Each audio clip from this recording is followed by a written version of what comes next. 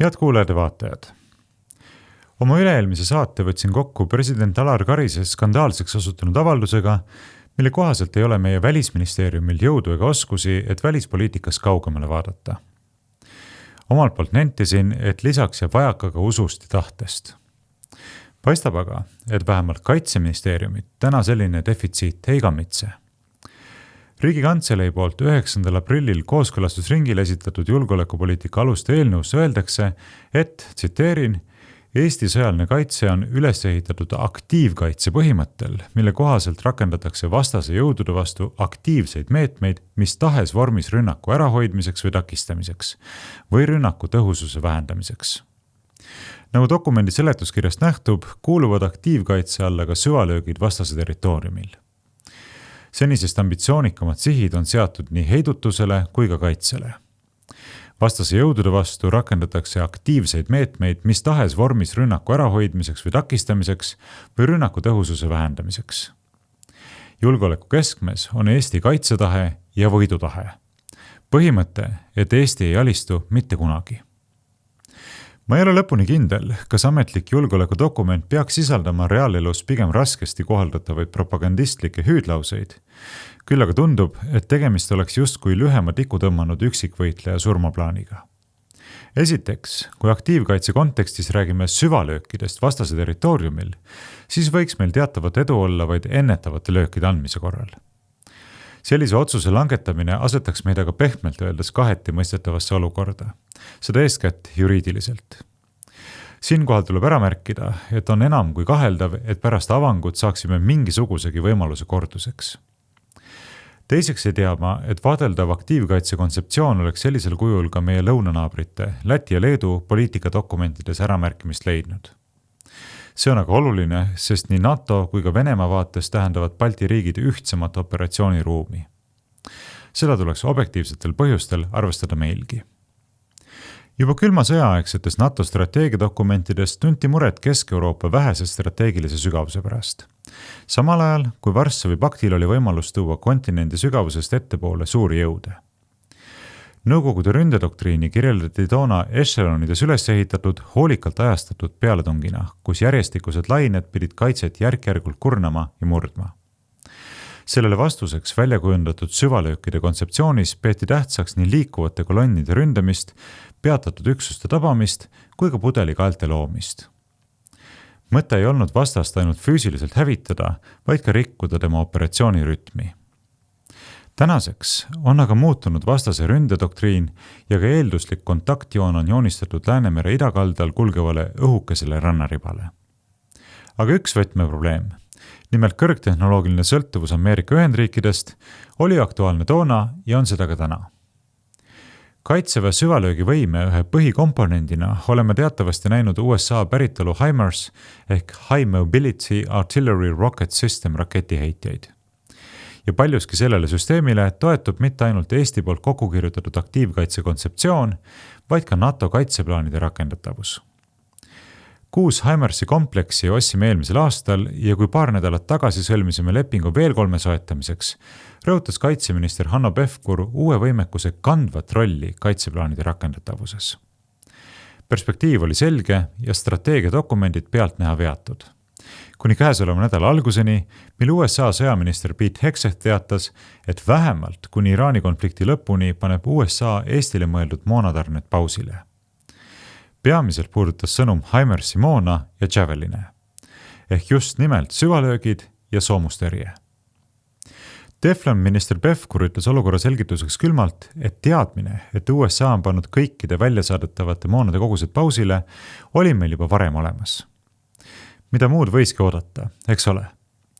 Muidugi oli meil suurepärane teadmine, et tarnejärjekorra number lennutati pärast lepingu sõlmimist prügikasti.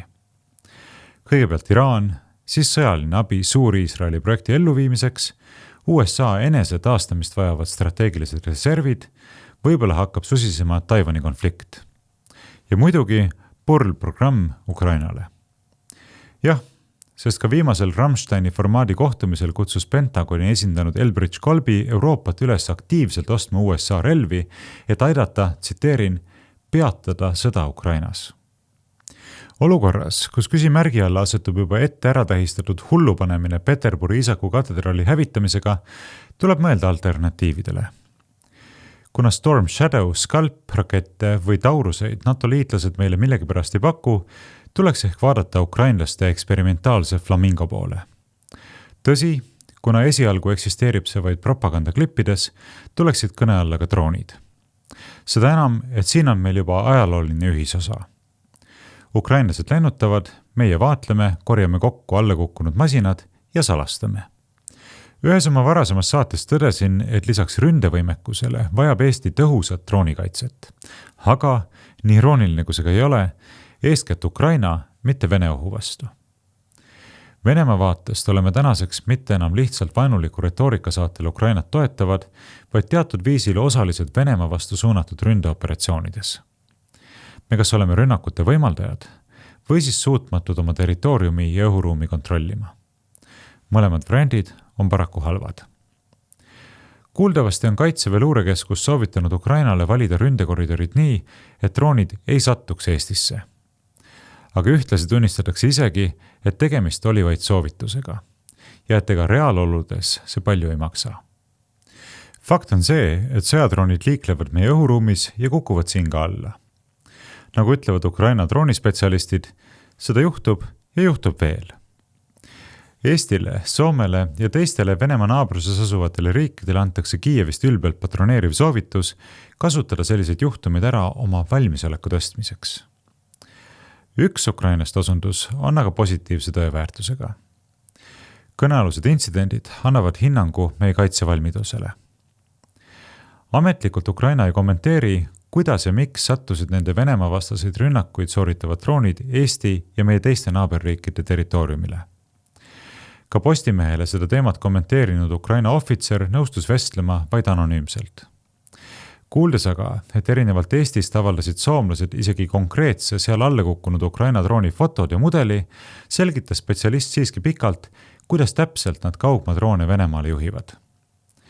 Et aga tegu on tundliku infoga, siis Postimees seda oma lugejatele ei avalda.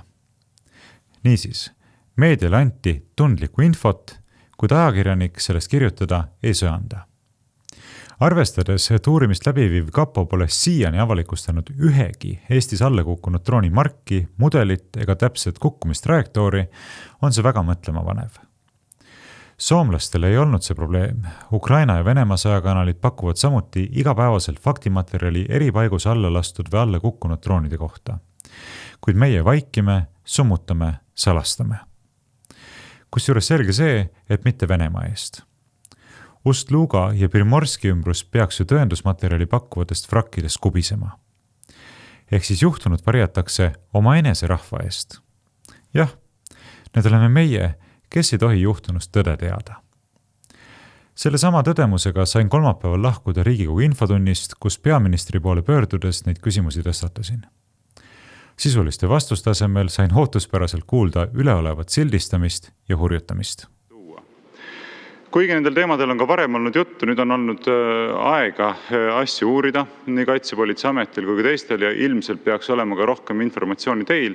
Mistõttu ma küsingi seda, et kas te saate avalikkusele kinnitada, et kõikide Eesti territooriumil lennanud sõjadroonide lennutrajektoor, kogu lennutrajektoor on tänaseks teada.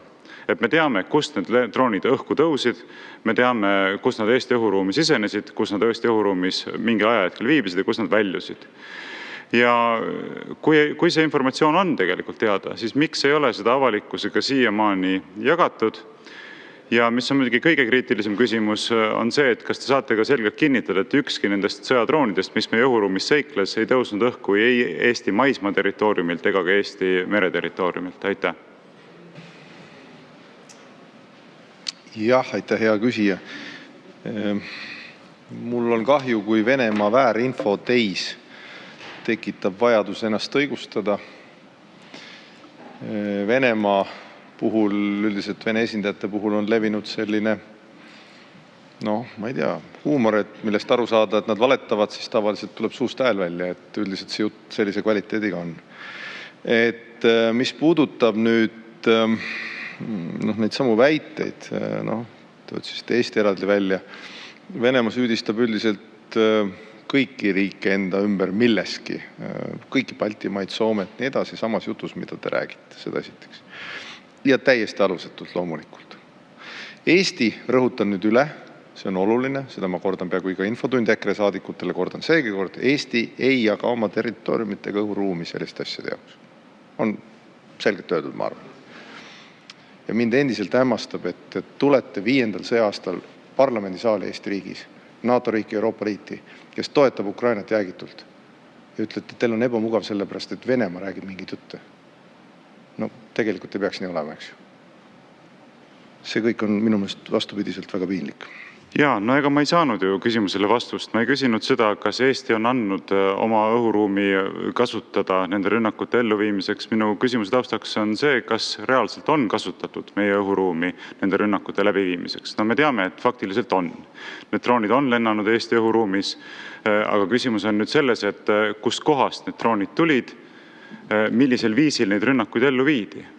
Et kui näiteks ilmneb, et tegelikult osad nendest droonidest on tõusnud õhku ka näiteks Eesti territooriumilt, kas maismaa territooriumilt või mere territooriumilt, siis see on ju probleemiks, sõltumata sellest, kas valitsus on lubanud sellisel viisil meie territooriumi kasutada või ei ole. Igal juhul on see probleemiks. Olgugi, et siis, kui oleks lubanud, siis oleks see probleem palju tõsisem kui siis, kui ei ole lubanud. Ja sellepärast ma küsingi teie käest, et kas te oskate öelda, millised need lennutrajektoorid olid? Isegi kui te ei ütle meile täna, millised need trajektoorid olid, siis kas te teate seda tegelikult? Kas faktiliselt on õnnestunud välja selgitada, kust need droonid reaalselt õhku tõusid, kust nad meie õhuruumi sisenesid? Ja veelgi enam võiks ju küsida ka seda, et milliste droonidega üleüldse tegu oli. Et kui me vaatame informatsiooni Ukraina ja Venemaa vahelise sõja kajastuse mõttes, või kui me vaatame ka Soome meedias avaldatud informatsiooni, siis seal on igapäevaselt avaldatakse infot selle kohta, millised droonid on kusagil kasutusel olnud, milliste droonide juppe on kusagilt leitud, aga nende droonide kohta, mis Eestis alla kukkusid, me ei ole saanud praktiliselt mitte mingisugust informatsiooni. Me ei teagi, mis tüüpi droonid need on, kui pikki vahemaad sellised droonid suudavad läbida, et jääb paraku selline mulje, et väga palju ikkagi avalikkuse salastatakse ja Eesti kodanike eest informatsiooni varjatakse. Teil on muidugi õigus, et sõja ajal venelased valetavad oma ründeoperatsioonide kohta, aga paraku sõja ajal kõik osapooled valetavad. Et Priit Hõbemägigi kirjutas sel nädalal Postimehes, et ukrainlasedki võtsid kohe kasutusele sellise strateegilise kommunikatsiooni taktika, et pool informatsioonist on kohe vale. Et me teame, et kõik valetavad, aga mulle paraku tundub, et ka Eesti Vabariigi valitsus kipub meile valetama nende asjadega seonduvalt. Aitäh! Jah, hea küsija, no mul on selline tunne, nagu ma vaidleks idanaabri pressiteenistusega praegu. Ja andke andeks see väljenda, aga mulle nii tundub. Ma olen korduvalt öelnud ja ütlen veel, ja seda ütlevad teised valitsusliikmed, ütlevad kõik inimesed, kes sellesse puutuvad, Eesti ei anna oma õhuruumiga territooriumi kasutada selliste operatsioonid läbiviimiseks. Mis seal keerulist on? Seal ei ole midagi keerulist. Te ütlete, ei tea, järsku on ikka Eestist läinud midagi. Ei ole, laske nüüd Kremlile ise oma pertöö ära teha, ärge tehke nende eest. Eesti on üldiselt väga avalik ja väga läbipaistev sellistes küsimustes. Aitäh! Siinkohal võiks küsida, et kui Venemaal on tõendusmaterjali küllaga, siis miks nemad seda esitanud ei ole? Aga tegelikult kaudselt ju ongi, reaktsiooni näol. Nimelt osutas Venemaa presidendi abi Nikolai Patrušev, endine FSB direktor, viitega naftasadamaid tabanud droonirünnakutele, et naaberriigid on nendes kuritegudes kaasosalised, isegi kui Ukraina droone lastakse Läänemerel asuvatelt laevadelt. Patruševi sõnul tähendab Balti riikide ja Soome poolt rünnakudroonidele õhuruumi pakkumine NATO liikmesriikide otsest osalemist rünnakutes Venemaa territooriumile ja infrastruktuurile, koos kõikide järelduste ja tagajärgedega. Ka Venemaa julgeolekunõukogu sekretär Sergei Shoigu hoiatas Soomet, Eestit, Lätit ja Leedut, et Moskva jätab endale õiguse enesekaitseks, kui Ukraina droonid ründavad Venemaad nende õhuruumi kaudu. Venemaa välisministeeriumi pressiesindaja Maria Zakharova teatas aga, et Venemaa on andnud Balti riikidele hoiatuse Ukrainale oma õhuruumi kasutamise võimaldamise eest rünnakute läbiviimiseks Venemaa territooriumil. Zakharova sõnul anti kõnealustele riikidele asjakohane hoiatus ja kui nende riikide režiimidel on mõistust, võtavad nad seda kuulda. Kui mitte, peavad nad leppima vastutusega. Mitu päeva varem tegi sarnaseid märkusi ka Kremli pressisindaja Dmitri Peskov. Teatud mõttes ei saa ka öelda, et venelased soolavad selgelt üle. sest mõni aeg tagasi teatas Eesti meedia uhkusega, et ukrainlased teevad praegu meie tegemata tööd. Ja tõsi on ju ka see, et meie õhuruumis lennanud Ukraina sõjadroone alla ei toodud. Kõigi eelduste kohaselt tahtlikult.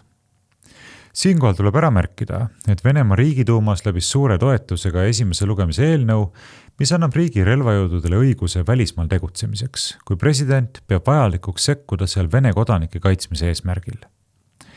Kuigi kehtiv julgeolekuseadus sätestab presidendi kohustuse Venemaa kodanikke kaitsta, lähtub muudatuse eesmärgist seda sätet oluliselt laiendada. Sisuliselt saab president relvajõudude kasutamiseks blankoveksli. Venemaa üks opositsioonijuhte, male eksmaailmameister Garri Kasparovgi tunnistab, et Putini jaoks peab kõik toimuma mingisuguste seaduste alusel. Ehk juriidilist korrektsust peetakse oluliseks. Neid märke oleks rumal ignoreerida. Ühtlasi avaldas Venemaa kaitseministeeriumi esialgse nimekirja Euroopas ja teistes piirkondades asuvatest rahvusvahelistest ettevõtetest, mis väidetavalt toodavad Ukrainale ründedroone. Nimekiri sisaldab asukohti Saksamaal, Taanis, Lätis, Itaalias, Iisraelis, Tšehhi Vabariigis, Ühendkuningriigis ja Türgis. Venemaa peab neid rajatisi nüüd potentsiaalseks sõjaliseks sihtmärgiks. Ministeerium viitas selgituseks, et loetletud riikide kodanikud peaksid mõistma oma julgeolekuohtude tegelikke põhjuseid. Sotsiaalmeedia vahendusel kommenteeris pressiteadet ka julgeolekunõukogu asejuht Dmitri Medvedev, lisades, et Venemaa tulevaste rünnakute ajastus sõltub eelseisvatest arengutest. Ühtlasi julgustas ta Euroopa partnereid rahulikult magama. Eesti õhuväe endine juht Jaak Tarien kinnitab, et kuigi üksikud eksinud Ukraina droonid põhjustavad ärevust, ei ole põhjust Venemaa ootamatut rünnakut karta. Kui vaenlane plaaniks Eesti vastu teadlikku rünnakut, teaks luure seda juba ammu enne, kui droonid radaripildile ilmuvad. Ja, loomulikult. Nagu Auveres ja mujalgi, eks ole. Reaalselt oleme paraku näinud, et Eesti luures tekib drooniteadlikkus alles pärast valvse kodaniku kõnet PPA-le. Siiski mõõnab Tarien, et kui tuleks teadlik rünnak Eesti pihta ja me näeksime seda alles radarilt, siis oleks meie luure ikka väga läbi kukkunud. Ära see märgi. Aga tegelikult mitte ainult luure.